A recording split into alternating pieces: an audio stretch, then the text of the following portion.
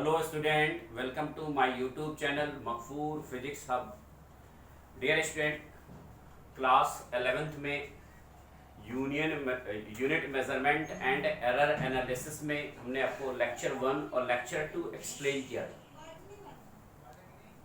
Dear student, हमने आपको previous lecture में डायमेंशंस के बारे में एक्सप्लेन किया था। आज हम आपको यूजेस ऑफ डायमेंशन के बारे में एक्सप्लेन करेंगे। यूजेस ऑफ डायमेंशन हमने आपको प्रीवियस लेक्चर में डियर स्टूडेंट एक्सप्लेन किया था कि 5 फंडामेंटल क्वांटिटी यानी बेस क्वांटिटी, इसका dimensional formula MLT theta A होता है। मास का कैपिटल M, डिस्टेंस का L, टाइम का T, टेम्परेचर का थीटा, इलेक्ट्रिक करंट का A। वो जो डायमेंशनल फार्मूला है, जो यूनिट का सिंबल है, उसके यूज क्या है हम आपको एक्सप्लेन करेंगे। पहला यूज ये है to check the correctness of equation. To check the correctness of equation. Correctness of equation. To check the correctness of equation. कोई भी फिजिकल रिलेशन, फिजिकल क्वांटिटी के रिलेशंस का फार्मूला है, कोई भी फिजिकल क्वांटिटी से रिलेटेड इक्वेशंस हैं, वो राइट है या रॉन्ग है, उसके करेक्टनेस को हम लोग चेक करते हैं। जैसे एक क्वेश्चन हम आपको बताते हैं कि time period of simple pendulum. Time period of simple pendulum, dear student, आपको पहले एक्सप्लेन किया गया है। T is equal to 2 pi root L upon G। ये गिवन है। 2 पाई आपका कांस्टेंट है, मैथमेटिकल कांस्टेंट है। मैथमेटिकल कांस्टेंट और नंबर की ना ही कोई यूनिट होती है, ना ही कोई डायमेंशनल फार्मूला। देखिए, अगर आप डायमेंशन के यूजेस पर क्वेश्चन सॉल्व करेंगे तो आपको डिफरेंट फिजिकल क्वांटिटी के डायमेंशनल फार्मूले को लर्न करना होगा। तो लेंथ का डायमेंशन, आप पहले LHS का डायमेंशन ले लीजिए। LHS डायमेंशन,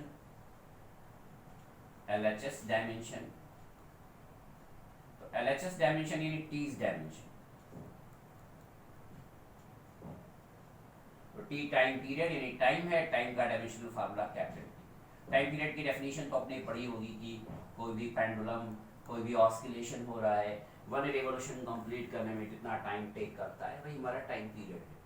जैसे हमारी आवर वाली नीडल है, वो 12 घंटे लेती है पूरा 1 रिवॉल्यूशन कंप्लीट करने में, तो उसका टाइम पीरियड 12 आवर है।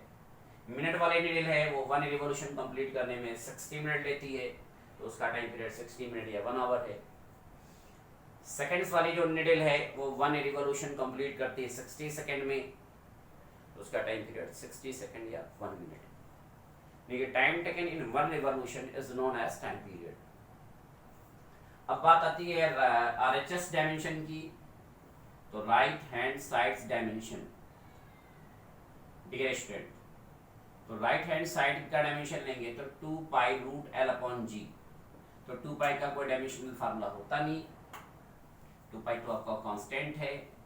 लेंथ का डायमेंशनल फार्मूला L। एक्सेलरेशन का डायमेंशनल फार्मूला हमने प्रीवियस लेक्चर में एक्सप्लेन किया। एक्सेलरेशन का डायमेंशनल फार्मूला LT-2। अब ये LL आपका कैंसिल हो गया, तो रूट T स्क्वायर। अब T स्क्वायर का स्क्वायर रूट हो जाएगा T, इसका डायमेंशनल फार्मूला हो जाएगा T। अब आप यहाँ देखेंगे कि लेफ्ट हैंड साइड का जो डायमेंशनल फार्मूला है, वो राइट हैंड साइड के डायमेंशनल फार्मूला के इक्वल है। Dear student, time period of simple pendulum, ये सिंपल पेंडुलम के टाइम पीरियड का जो फार्मूला है, वो T is equal to 2 pi root L upon G given है। डियर स्टूडेंट, ये फार्मूला आपको डिराइव कराया जाएगा ऑस्किलेशंस वाले चैप्टर में। ऑस्किलेशन वाले चैप्टर में आपको एक्सप्लेन किया जाएगा, चैप्टर नंबर 13 आपका है। अभी इसी क्लास 11th में एक्सप्लेन किया जाएगा, बट फार्मूला आपको पहले बता दिया गया है। ये फार्मूला यूज किया जाता है अर्थ के सरफेस पर या मून के सरफेस पर एक्सेलरेशन ड्यू टू ग्रेविटी के मेजरमेंट में। सिंपल पेंडुलम का जो एक्चुअल लेंथ है वो कैलकुलेट करके और time period of simple pendulum calculate करके। एक्सेलरेशन ड्यू टू ग्रेविटी की वैल्यू कैलकुलेट की जाती है इस फार्मूले से। तो यहाँ लेफ्ट हैंड साइड का dimensional formula right hand side के डायमेंशनल फार्मूला के इक्वल, देन फार्मूला आपका करेक्ट। इसको बेटा नोट्स कॉपी पे राइट डाउन कर लीजिए, राइट डाउन करके इसको प्रैक्टिस करते रहिए। कहीं कोई कंफ्यूजन हो, क्यूरी हो तो आप कमेंट बॉक्स में जाके कमेंट कर सकते। To check the correctness of equation, class 9th में आपने पढ़ा होगा first equation of motion. First equation of motion, first equation of motion में डियर स्टूडेंट हमने आपको बताया कि v is equal to u plus a t होता है। यू आपको बताया गया होगा कि initial velocity of the body, starting की वेलोसिटी, v जो है हमारा फाइनल वेलोसिटी है, a हमारा एक्सेलरेशन है, t हमारा जो है वो time taken. v is equal to u plus a t. इसमें आप LHS डायमेंशन ले लीजिए, v वेलोसिटी है, LHS dimension, LHS dimensional formula df, आपका वेलोसिटी का डायमेंशनल फार्मूला LT-1 और डिस्प्लेसमेंट अपॉन टाइम करके बताया गया। डायमेंशंस हमने बताया था डियर स्टूडेंट, एक बार फिर से बता देता हूं कि डिराइव्ड क्वांटिटी को एक्सप्रेस करने के लिए फंडामेंटल क्वांटिटी पर जो पावर एक्सप्रेस किया जाता है, आपको डिराइव्ड क्वांटिटीज, फंडामेंटल क्वांटिटीज और फिजिकल क्वांटिटी भी हमने एक्सप्लेन कर रखा है। डिराइव्ड क्वांटिटीज को रिप्रेजेंट करने के लिए फंडामेंटल क्वांटिटी पर जो पावर रेस करते हैं वही हमारा डायमेंशन है। देखिए LT-1 में L का डायमेंशन 1 हो गया और टाइम का डायमेंशन T-1 हो जाएगा। ये LHS डायमेंशन हो जा रहा है डियर स्टूडेंट, LHS डायमेंशन। फिर हम लोग राइट हैंड साइड डायमेंशन लेंगे, RHS dimension, RHS dimension. RHS dimension में u हमारा हो जा रहा है LT-1, एक्सेलरेशन का हमारा हो जा रहा है LT-2 और टाइम का हो जा रहा है हमारा t। तो हमारा हो जाएगा LT-1 और ये हो जाएगा प्लस ये पावर 1 पावर -2 LT-1, देन हमारा हो जाएगा LT-1 प्लस करेंगे तो डियर स्टूडेंट 2 LT-1 आएगा, वो सेम आ जाएगा, डायमेंशनल फार्मूला सेम आ जाता है, LT-1 ऐड नहीं होता। जैसे आप 3 मीटर है लेंथ और 4 मीटर लेंथ है, तो अब जब ऐड करते हैं तो इसके नंबर ऐड होते हैं, इसकी यूनिट ऐड नहीं होती। यूनिट जब आपका कॉमन होगा तभी आपके नंबर ऐड होंगे। आपको बताया है हमने होमोजेनिटी, लॉ ऑफ होमोजेनिटी में कि सेम फिजिकल क्वांटिटी ही ऐड और सब्ट्रैक्ट होते हैं, डिफरेंट फिजिकल क्वांटिटी ऐड और सब्ट्रैक्ट नहीं होती। हाँ बस ऐड होते हैं, उसका कोएफिशिएंट ऐड होता है, वो यूनिट नहीं ऐड होती। आपने मीटर प्लस मीटर को मीटर और मीटर ऐड करके मीटर प्लस मीटर नहीं लिखा, आपने सिर्फ मीटर लिखा है, नंबर आपने ऐड कर दिया है। तो जब आपका यूनिट नहीं ऐड होगा तो सिंबल जो है डायमेंशनल फार्मूला यूनिट का ही तो सिंबल है, तो L में L प्लस करेंगे तो आपका L ही आएगा डियर स्टूडेंट। मीटर में आप मीटर प्लस करेंगे तो मीटर आ रहा है, तो L में L प्लस करेंगे तो L आएगा, M में M प्लस करेंगे M आएगा। सेम फिजिकल क्वांटिटी के डायमेंशनल फार्मूला जुड़ते हैं बट आता सेम, या M प्लस M 2M करेंगे तो नंबर आपको लेना नहीं। डिफरेंट फिजिकल क्वांटिटी का एडिशन सब्ट्रैक्शन पॉसिबल नहीं है, मल्टीप्लिकेशन और डिवीजन पॉसिबल है। लॉ ऑफ होमोजेनिटी में हमने एक्सप्लेन किया है। तो यहां फिर देखिए भाई आपका LHS का जो डायमेंशन है वो RHS के डायमेंशन के इक्वल आ रहा है, तो फार्मूला आपका करेक्ट है। लेफ्ट हैंड साइड का dimensional formula right hand side के डायमेंशनल फार्मूला के इक्वल है, देन फार्मूला आपका क्या है dear student, correct. Left hand side का dimensional formula right hand side के डायमेंशनल फार्मूला के इक्वल है, देन फार्मूला आपका करेक्ट। तो किसी भी इक्वेशन, किसी भी फिजिकल क्वांटिटी से रिलेटेड फिजिक्स में जो भी इक्वेशन है डियर स्टूडेंट, उसके करेक्टनेस को हम डायमेंशनल फार्मूले से चेक कर सकते हैं।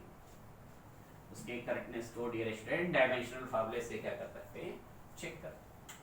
अगर लेफ्ट हैंड साइड का dimensional formula right hand side के डायमेंशनल फार्मूले के इक्वल होगा, देन फार्मूला आपका डायमेंशनली करेक्ट होगा।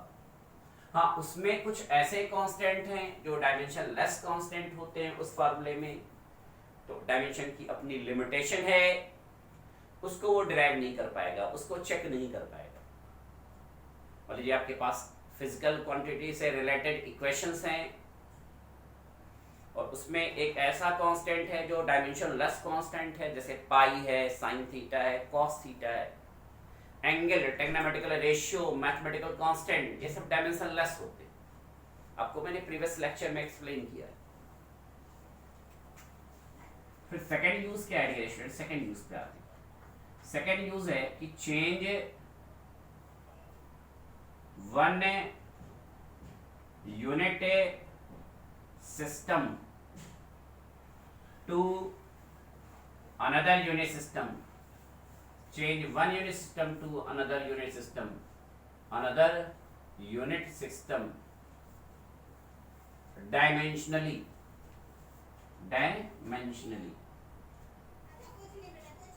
change one unit system to another unit system by dimensionally change कर। मैंने आपको PQ बताया था बेटा, फिजिकल क्वांटिटी, ऐसी क्वांटिटी जिसे इंस्ट्रूमेंट द्वारा मेजर्ड किया जा सके, जिसे फिजिकल रिलेशन के टर्म में रिप्रेजेंट किया जा सके, उसे हम फिजिकल क्वांटिटी कहते हैं। फिजिकल क्वांटिटी में हमने आपको बताया था डियर स्टूडेंट कि दो टर्म होती है।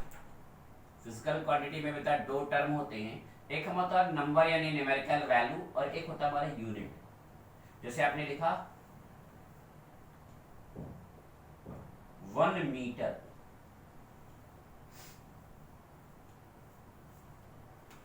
ये अपने एमकेएस सिस्टम में लिखा, एसआई सिस्टम में मीटर किलोग्राम सेकंड सिस्टम। फिर आप जब सीजीएस में आते हैं, हमने आपको सीजीएस सिस्टम बताया सेंटीमीटर ग्राम सेकंड, तो इसमें आपका हो जाता है 100 सेंटीमीटर। यहाँ की न्यूमेरिकल वैल्यू को हम N1 कंसीडर कर लेते हैं, यहाँ के यूनिट को हम U1 कंसीडर कर लेते हैं, यहाँ के न्यूमेरिकल वैल्यू को हम N2 कंसीडर कर लेते हैं और यहाँ की यूनिट को सेंटीमीटर कंसीडर कर लेते हैं। मेरे कहने का मतलब समझेंगे, जहाँ पर यूनिट बड़ी होगी वहाँ पर नंबर छोटा होगा, जहाँ पर यूनिट छोटी होगी वहाँ पर नंबर बड़ा होगा। मीटर बड़ी यूनिट है, मीटर स्केल आपकी बड़ी यूनिट है और सेंटीमीटर आपकी छोटी यूनिट है। तो जहाँ पर यूनिट बड़ी होगी वहाँ पर न्यूमेरिकल वैल्यू छोटा होगा और जहां पर यूनिट छोटी होगी वहां न्यूमेरिकल वैल्यू बड़ा होगा।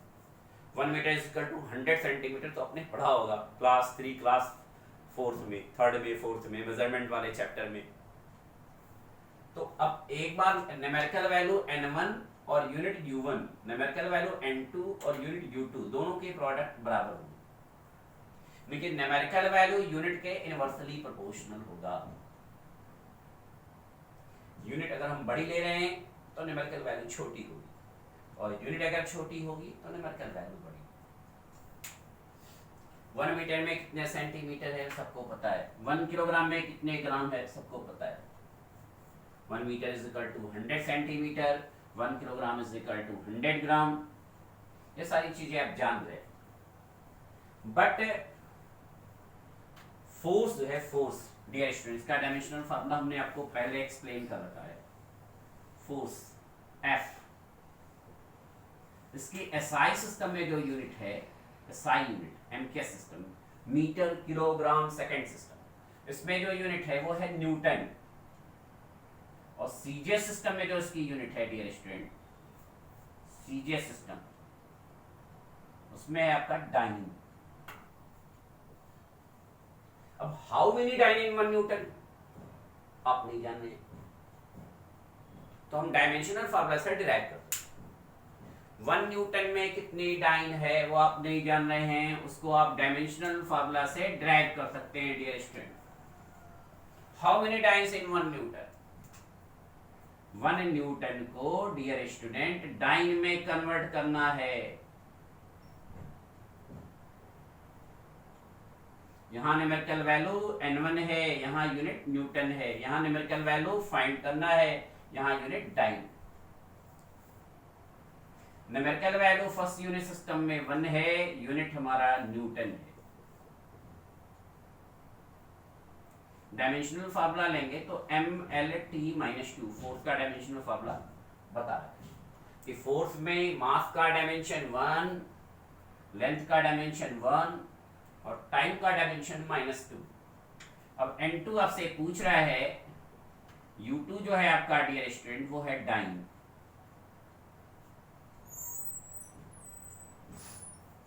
M1 L1 T1 -2। अच्छा, डायमेंशन फार्मूला सेम होता है, फिजिकल क्वांटिटी किसी भी टर्म में हो तो आपका हो जाएगा M, यहाँ M1 L1 कर दिया, T1 कर दिया, M2 L2 T2 -2। Dimensional formula same है, बट एक को 1 के टर्म में लिखेंगे, दूसरे को 2 के टर्म में लिखेंगे। एक को 1 के टर्म में डियर स्टूडेंट, दूसरे को 2 के टर्म में रिप्रेजेंट करेंगे। आपको बताया गया है N1U1 is equal to N2U2 होता है। ये MKS सिस्टम है, मीटर किलोग्राम सेकंड सिस्टम, ये CGS system, centimetre gram second system. इसमें मास किलोग्राम में है, इसमें मास ग्राम में, इसमें डिस्टेंस मीटर में, इसमें डिस्टेंस सेंटीमीटर में, इसमें टाइम सेकंड में, इसमें टाइम सेकंड। यानी कि M1 आपका 1000 M2 है, 1 kilogram is equal to 1000 gram. L1 आपका 100 L2 है और टाइम सेम है, T1 is equal to T2, T1 is equal to dear student T2। अब N1 आपका 1 हो गया, यह आपका M1 L1 T1 -2 और N2 आपको कैलकुलेट करना है। U2 आपका हो रहा है M2 L2 T2 -2। एक फिजिकल क्वांटिटी के डिफरेंट डिफरेंट यूनिट्स हो सकते हैं, बट एक फिजिकल क्वांटिटी का डायमेंशनल फार्मूला सेम होता है। टाइम तो आपका सेम है, कट गया। जहां M1 है वहां 1000 M2, जहां L1 है वहां 100 L2 और आपका हो जाएगा N2 M2 L2, L2 L2 cancel, M2 M2 cancel, तो N2 इज इक्वल टू 10⁵। आपका हो जाएगा 1 Newton is equal to 10⁵ dyne. Dear student, dimensionally अगर आपसे कह रहा है तो आपको इसी तरह से प्रूव करना होगा, इसी तरह से कैलकुलेट करना होगा। डायमेंशनल फार्मूले को हमने प्रीवियस लेक्चर में एक्सप्लेन कर रखा है कि डायमेंशनल फार्मूले को कैपिटल लेटर में लिखते हैं और बड़े ब्रैकेट में लिखते हैं। यह डायमेंशनल फार्मूला लिखने का सही तरीका है। तो डियर स्टूडेंट, ये जो क्वेश्चंस आपको बताए गए हैं, जो यूजर्स बताए गए हैं, उसको एक बार प्रिपेयर कर लेंगे। इसमें कहीं कोई क्यूरी आ रही है तो कमेंट बॉक्स में जाके कमेंट करेंगे। वीडियो को एंड तक देखें और अगर आपको वीडियो पसंद आ रही है तो लाइक करें, ज़्यादा से ज़्यादा शेयर करें।